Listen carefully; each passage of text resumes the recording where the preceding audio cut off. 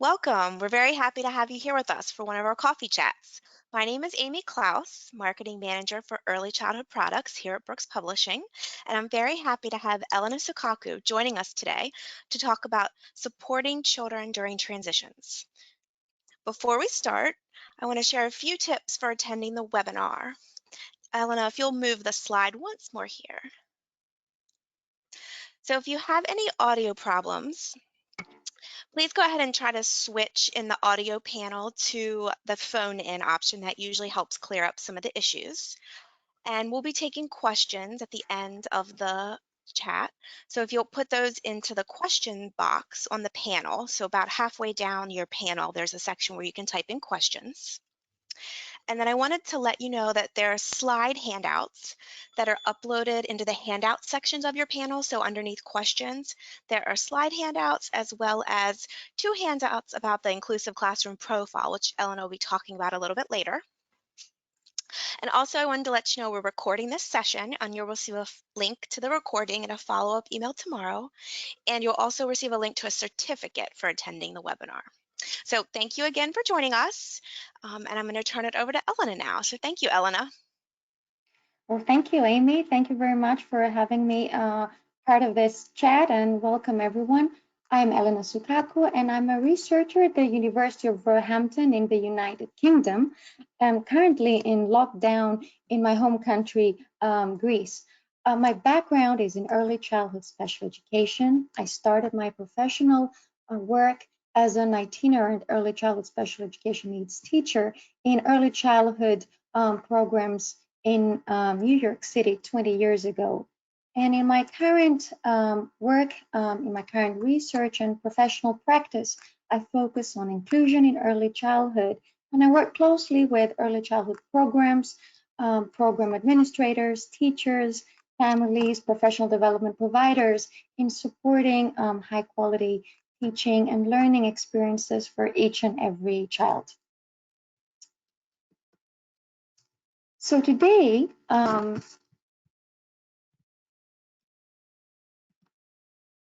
just 1 second.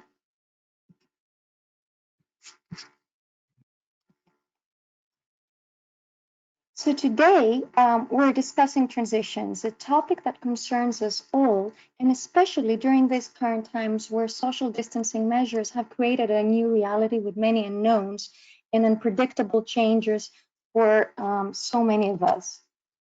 A very recent report by the United Nations, just published this month, describes the unprecedented school closure around the globe.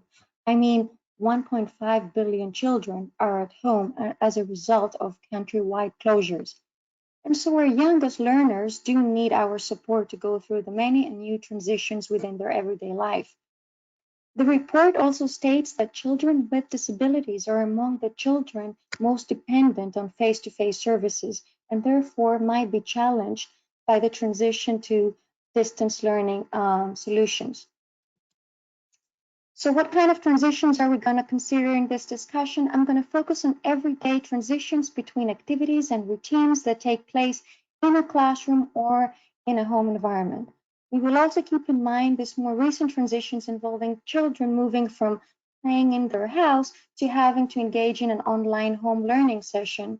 And we're also going to consider children who are participating in different kind of therapies and might need to move from and to therapy that might be taking place in their preschool setting, childcare setting, or in a different location, or via distance learning. I'll focus on strategies that relate to both environments because I know today there are many educators and caregivers listening who are managing their own teaching, but who are also having to support families and supporting children. And at this point, I really want to pause and acknowledge that in these times, everybody, educators, caregivers, and families are doing their very best, engaging with children in unfamiliar ways, while feeling they're still being held accountable for their responsibilities across their many roles they are juggling. So while this short chat will be focused on children's transitions, I needed to say this as an educator, as a mother myself, that much of what I'm going to be mentioned relates to our own transitions. All right, so now outside of the current and usual circumstances. Why is it important to chat about transitions? First of all, transitions make up a big part of the day. And the issue isn't just that children are spending much time in transition, it's that transitions can be stressful for many children and for the whole family. And what we see is that when transitions become frustrating experiences for children, we see an increase in challenging behaviors. And more so, stressful negative experiences influence children's development and learning. So we're basically missing out learning time. But the good thing is that we have a lot of ideas of how to structure those transitions and make them more effective for children. And when we turn these into learning opportunities, there can be important benefits for the whole family.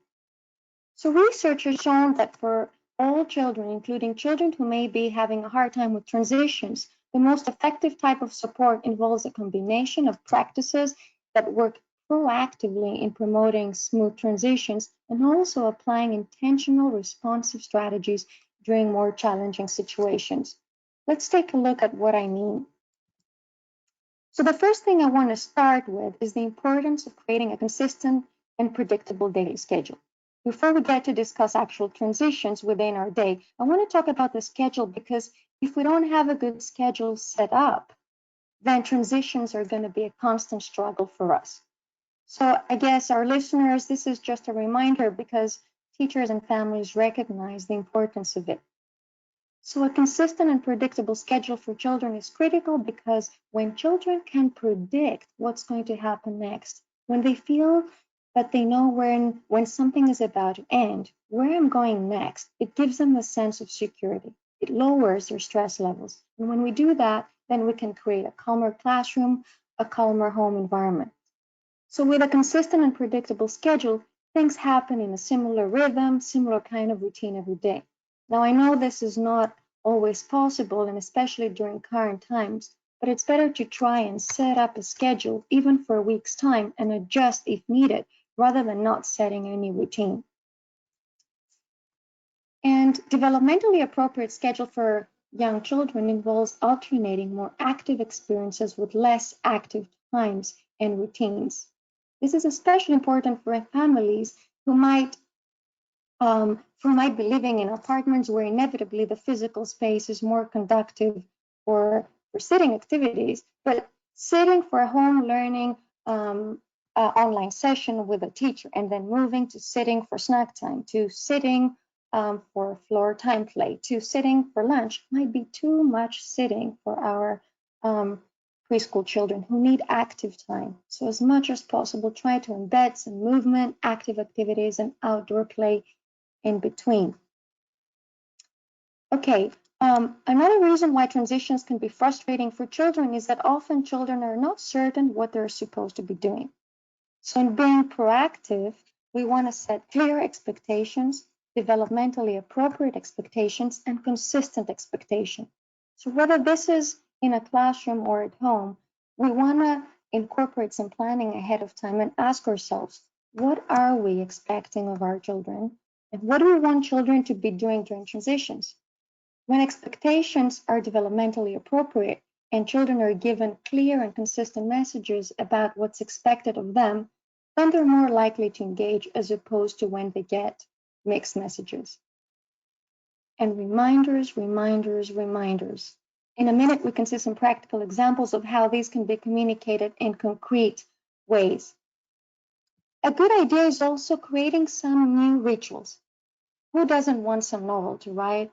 So think, for example, of a new ritual that you can embed as a parent or a caregiver and make it like a regular, even daily ritual. It can be a fun little game or something children can be looking forward to. For example, with my daughters aged 3.5 and 5, every night before sleep time, just because I call them for story time, we've started a new routine that they anticipate where they're helping decorate their bedroom by putting up on a wall one of their drawings they did during the day. So lastly, and again, this is a reminder for teachers who are using this in their classrooms, visuals, pictures are always a nice support for young learners. There's research support for their effectiveness. They can be really helpful for children who are learning English as a second language, and actually for any child that might just need some more support. So shall we look at some examples together? And I created like a list of resources at the end of the presentation that you can access, that are free accessible and include many videos and different sorts of resources.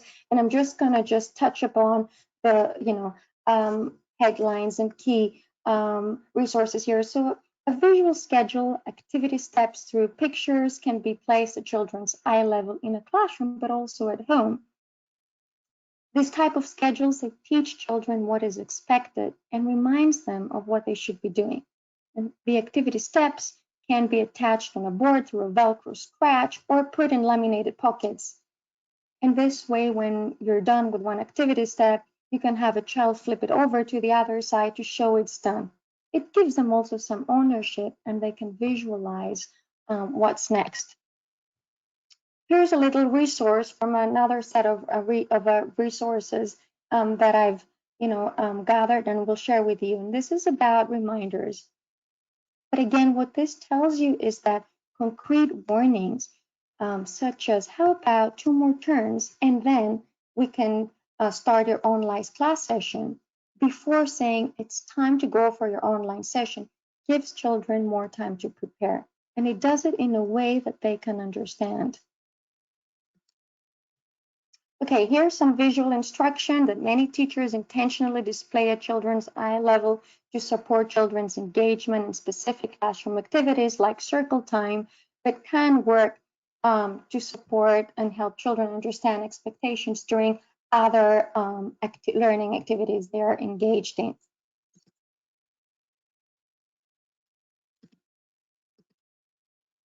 Okay.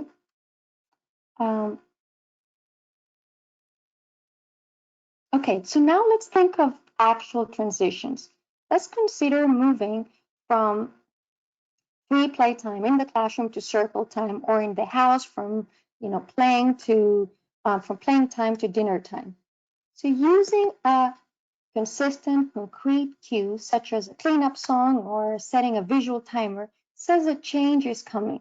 So for the child who's nervous about a transition, these concrete cues, coupled maybe with some visuals, reminds them, well, this is a familiar routine. We're all putting our toys away, and when I'm done, I'm going to go find the pillow with my name on it. One great strategy often observed in classroom is purposefully starting the next activity with something fun, especially when the upcoming activity is less appealing to the previous one. So thinking again about the same transition, say from free play time to circle time, instead of waiting and the teacher keep on calling on who has not got there yet, or like myself as a parent, catching myself calling on my daughters, we're still waiting for you, Artemis, I'm still waiting for Paris to come. We're still waiting for Daniel. Teachers often do something very smart. To minimize waiting, they're starting the next activity with something motivating. For example, they may start to blow bubbles, and with excitement, they're calling children to come watch. And what this does is reinforcing children who followed through and motivates the child who hasn't. A great strategy. Another strategy with research support is really giving children choices and helping them express their choices. Now, I don't mean to ask, do you want to go to bed? Because you know what's going to happen, right? You're up for the whole night, for a whole night party. But I mean a choice that makes them feel they're also in control of that time. For example, do you want to choose a toy to bring to the bathroom upstairs for bath time with you once we clean up? Or do you want to clean up the Legos or the crayons? One example that Dr. Gail Joseph gives, which I really, really like, is when a child is struggling, a choice can be, do you want to do it by yourself or can we do it as a team? That really tells a child, I'm available to help you and you can make that choice. We can do it together, right? That's very different to, you can do it by yourself or I can help you, right?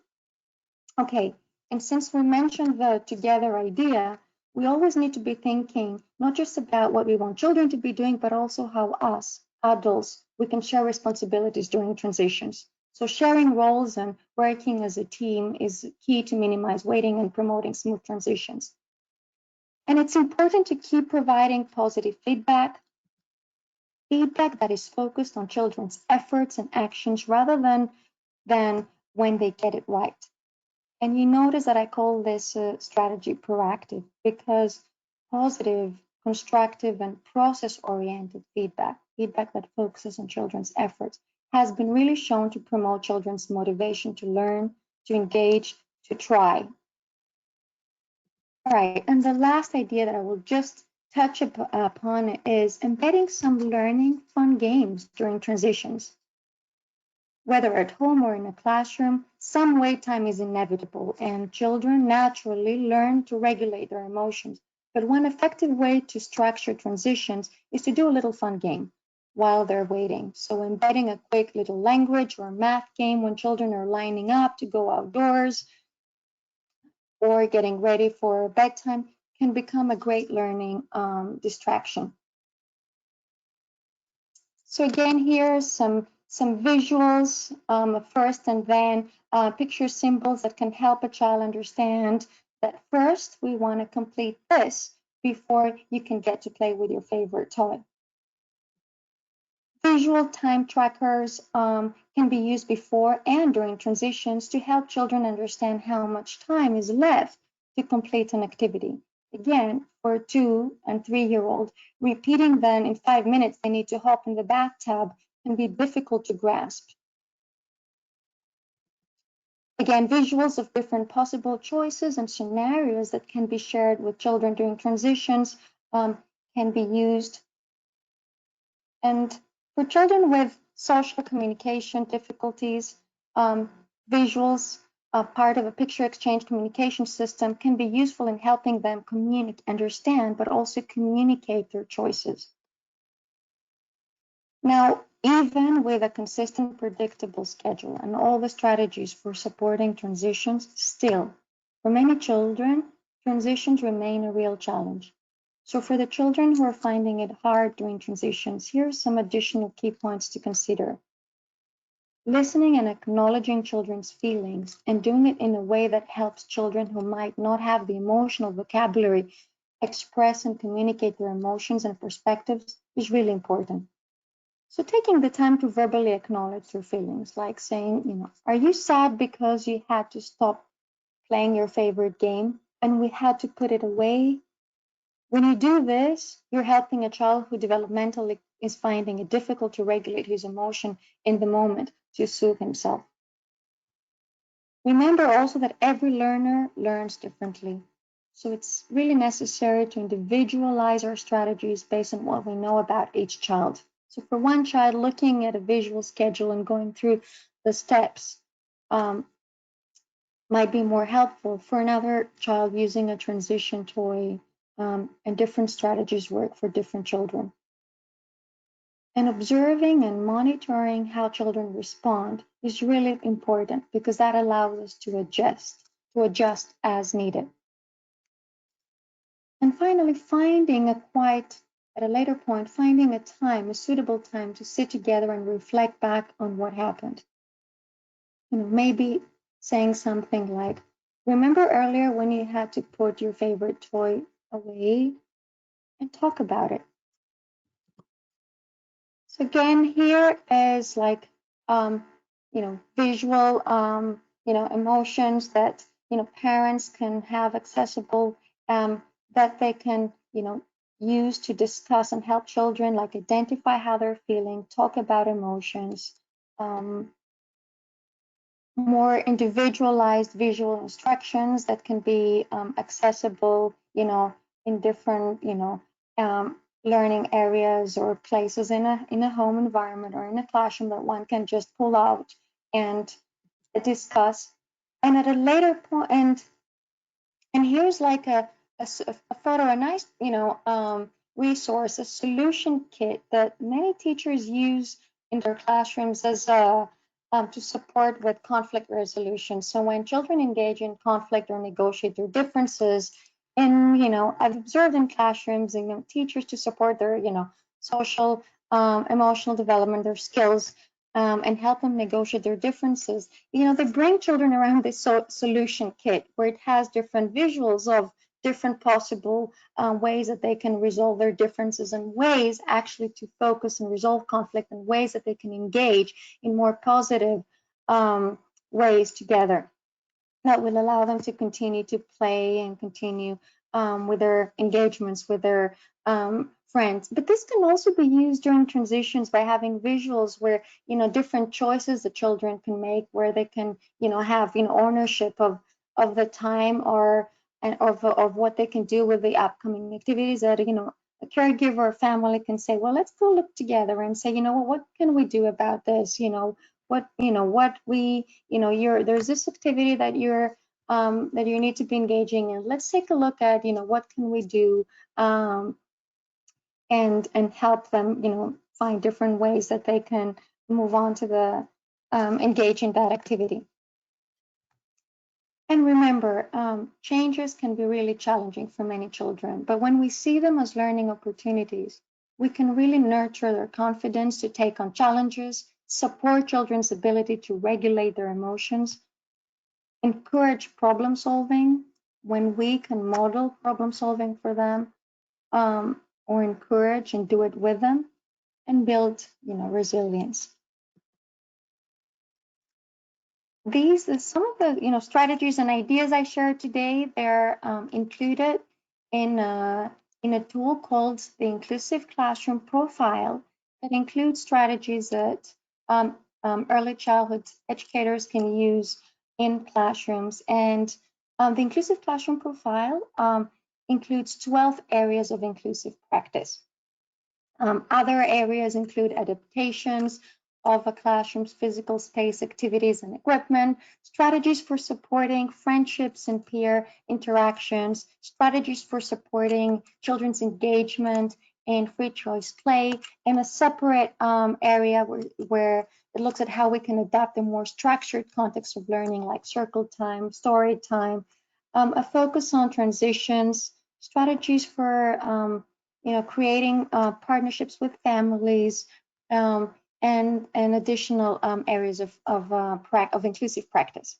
It can be used as a classroom to look at and assess the quality of practices that we use on an everyday basis, but it can also be used by teachers, program administrators, therapists, early intervention specialists, professional development providers to support high quality inclusion. And the practices that are included have been a result of many years of research, and they're aligned as well with the DEC recommended practices. So those are the ideas I wanted to share with you, and thank you everybody for being here today. Thank you, Elena. That was really helpful. I'm happy to let everyone know that we're going to be giving away 3 copies of the Inclusive Profile Manual and Tool to 3 of our winners, 3 of our listeners today. So keep an eye out for an email after the webinar. If you'll move to the next, oh, I think I turned my camera off by accident. Could you move to the next slide, please, Elena? Sure. We're also giving a 20% discount to all of our listeners today. So there'll be a code up on your screen now. So Coffee Talk. So if you're interested, you can type that in just in the shopping cart at the Brooks website, and that applies to the ICP and other products as well. And then on the next slide, we invite you to join more coffee chats. We're hosting coffee chats throughout the month of May, so please join us. And on the next slide, just to let you know that we have developed a COVID-19 resources page for early childhood professionals. So that has some recorded webinars, some downloaded resources such as activities you could share with parents for them to do at home with their kids, and then some recommended reading. So please check, we encourage you to check out those resources. And now that we're at the end, oh, these are Elena's resources. So there's links here. So those will be on your handouts, but I also can there were lots of questions about how to access some of these resources. So I can put these links in your follow-up email tomorrow. So it'll be a little easier for you to follow and access those. And then now if you have any questions, I encourage you to go ahead and type them into the questions panel now. That's over on the right-hand side in your webinar panel. We do, let's see, have some questions. So we had a couple questions about um, visual supports that were available for providers and professionals to download. So I think like the chart with the faces of the different emotions, or Elena, are some of those available at some of these links that you're sharing? Yes, so there are some of them that are free and printable resources, and then some quick guides for that you can send out to families as well, like one pagers. Great. Let's see. We have, okay, a couple questions. Let's see. Um, do you have any specific ideas for a 2-year-old who doesn't speak yet? Would you recommend using the visuals with them? Um, So yeah, so 2-year-olds, are 2-year-olds are still grasping and understanding what time means, and and what they're expected of them. So visuals are equally helpful and can work for for 2-year-olds as well as older children. And breaking steps, and making it as concrete as possible through the language that we use to them, because they may not be able to express language, but they can understand. So when we say to them, look, one more turn, and then we can go, we can say goodbye to this toy, it's easier than saying, you know what, saying something about like 5 minutes, or, give more abstract warnings. But yes, visual and, concrete cues. Great. Thank you. We're getting lots of nice comments saying thank you for the presentation. So we appreciate hearing that feedback. Um, and just to confirm that I will include the slide handouts in the follow-up email tomorrow, as well as links to these other resources. So they will be in there. Um, do you think some of the similar strategies you talked about could be used for a 4-year-old child who is exposed to alcohol in utero and has a disability? Absolutely.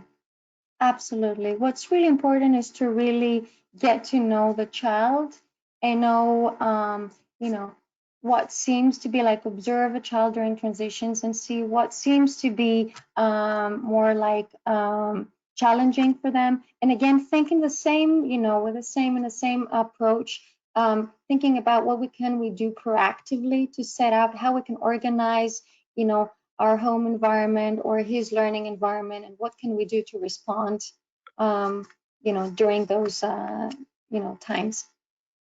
Thank you.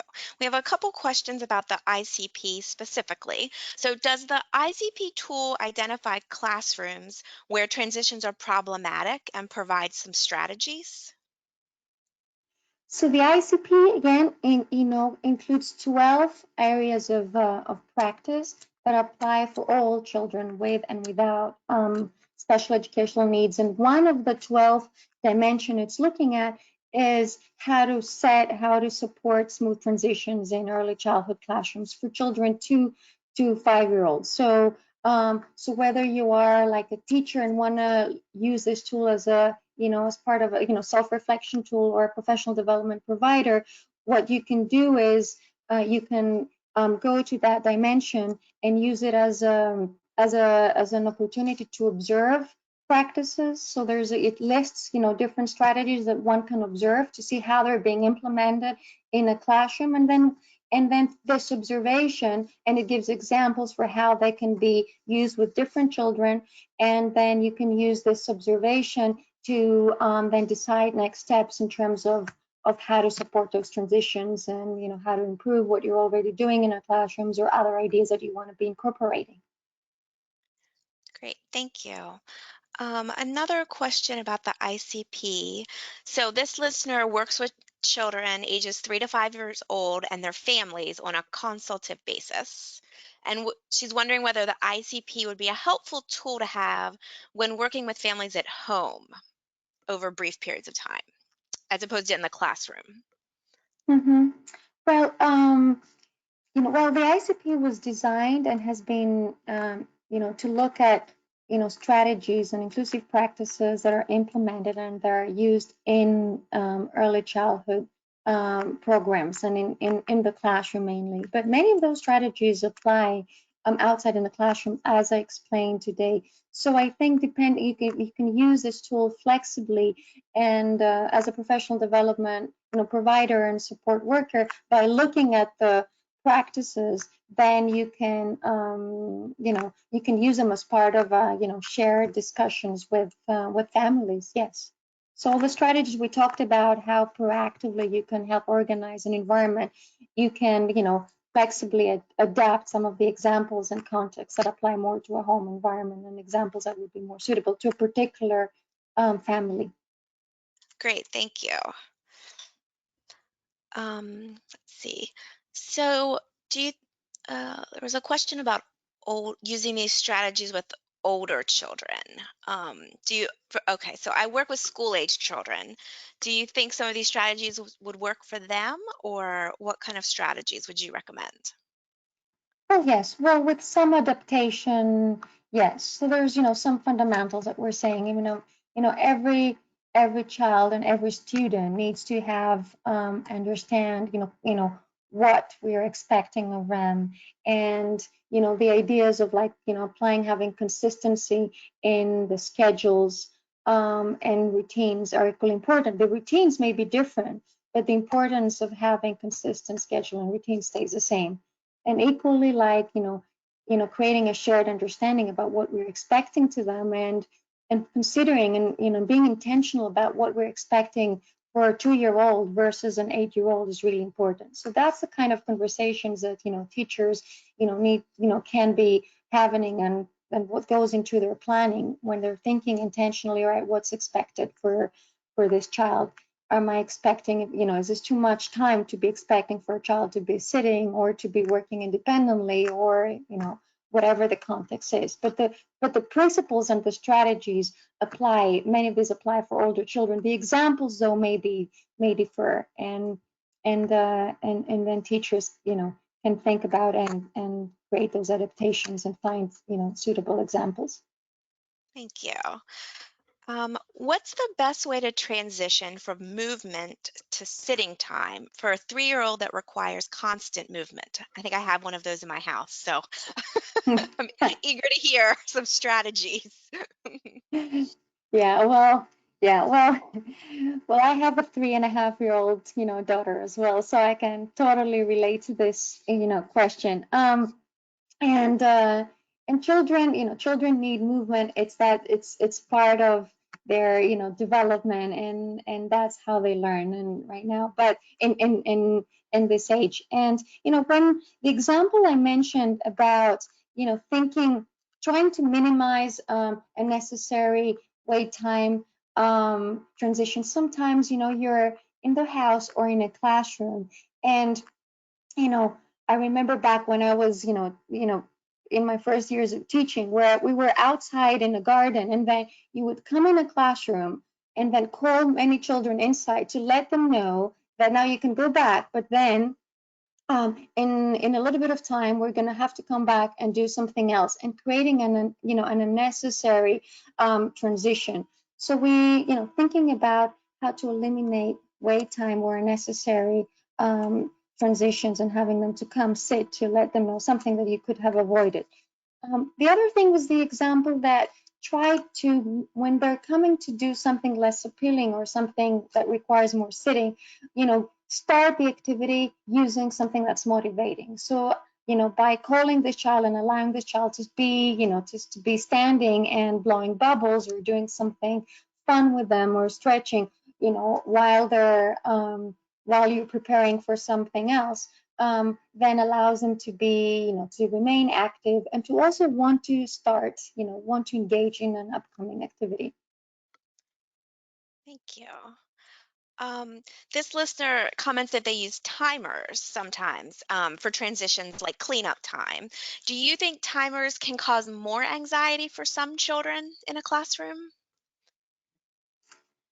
Well, I mean, this is a good question. This is a good question. And I think it depends, how it depends on like how they're used. And we want to, we want to be careful, like not to create like dependency or not to use resources that can be stressful. So for some children, when teachers or adults use like a visual time tracker when they're working independently, and they've gently reminded them that once they complete their drawing, they need to be you know um, you know cleaning their going to the bathroom to wash their hands when they're finishing their painting.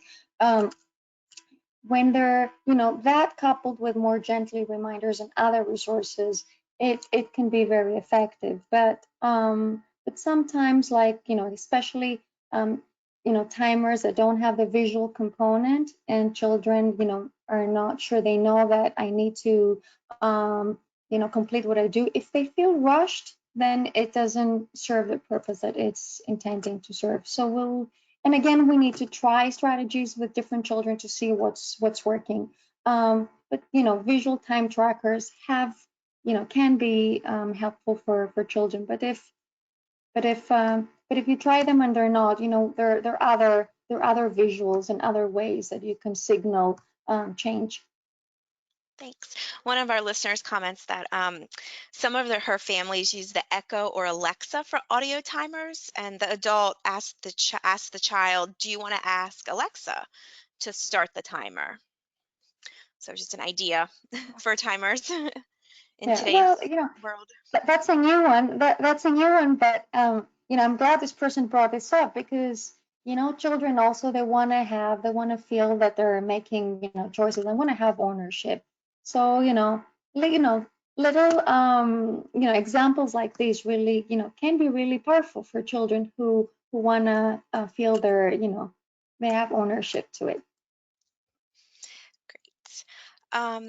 And that kind of ties into another choice question that I saw up here. Let's see. A listener agrees with offering choices to empower children, and she asks, would you limit choices and keep them simple? Yes, I think this is a good point. It's important to keep choices simple. It's important for children to understand what the choice is, and also it's important to help children communicate, make their choices. Sometimes we assume that children, they understand what we're saying, but they don't understand what the choice is, and that really doesn't create like a choice. So yes, so limiting choices, making it as concrete as possible, and ensuring, depending on who we have in front of us, that they understand what the choice is, and that we give them as well, and we support them, we scaffold them to be able to communicate their choice back. Thank you. Okay, so we're coming up on our end now of our time frame, so we'll take just one or two more questions before we sign off. Um, we have some other really nice comments thanking you, and they're excited to share information about transitioning with the families that are really struggling right now at home. We did have one question. Let me see. So, in general, do you have any suggestions for parents who are teaching their children at home because of COVID right now? Well, first of all, I'm a mother who's also teaching my both my 3.5 and my 5-year-old, and it's not easy because it's also where it's there's a lot of like unknowns, and we're working with unfamiliar technology and activities. I guess the same principles and ideas that involve with other transition is give children time to adjust to the new like learning activities and formats and resources and technology. um, Give them time to transition into that. Work with their build their interests, and have take some time outside um, those times to really talk about it, what they liked more, what they didn't, and emphasize on the parts that they seemed to like more. um, you know Provide reminders during the day about what's happening, because for children this is something very new, and they might have engaged once in a home online learning session, but for them it's still something very, very new. So give them time, give them give them reminders, and just reflect back on the positive aspects of their experience, give them positive feedback about what they try to do with it, and give them time to adjust. My daughter was very shy in the beginning, and she was finding it very hard and to engage, and we're all learning in this together. Thank you. And just one last question. So this listener has a 2-year-old with strong behavioral temperament, and transitions don't go smoothly, even with a warning and a timer and a visual and a routine. Do you have any advice? Well, I understand because transitions take, they're a big part of our day, and they can be very, very challenging. Um, Again, think of, focus on the first, part with, the what can we do proactively to set, like, the schedule in the day for them. Um, So again, structuring, they try to, as much as possible, to minimize, like, wait time and minimize unnecessary transitions, and um, and again, you know, try to, like, acknowledge children's frustration, acknowledge children's feelings. Sometimes, this can be very powerful and helpful, because children developmentally are finding it very, very different, very difficult. Um, so, so going back again to acknowledging their frustration, and try to focus on what we want them to be doing. A lot of time, because it's very hard for parents as well, if we try to focus on what we want them to be doing, and find, creative ways, concrete ways, to direct our efforts towards what we want them to be doing, and not what's frustrating in the moment. But transitions are hard. Transitions are very hard. Thank you, Elena, and thank you to everyone who was listening with us today. Just to summarize, this session was recorded, and you'll get a link in your follow-up email tomorrow. And I will include links in that email to all of these resources that many people are asking about. So thank you again for sharing your expertise with us. We really appreciate it. And thank you to everyone who was listening. Thank you to everyone for listening. Thank you. Have a great rest of your day, everyone. Bye-bye.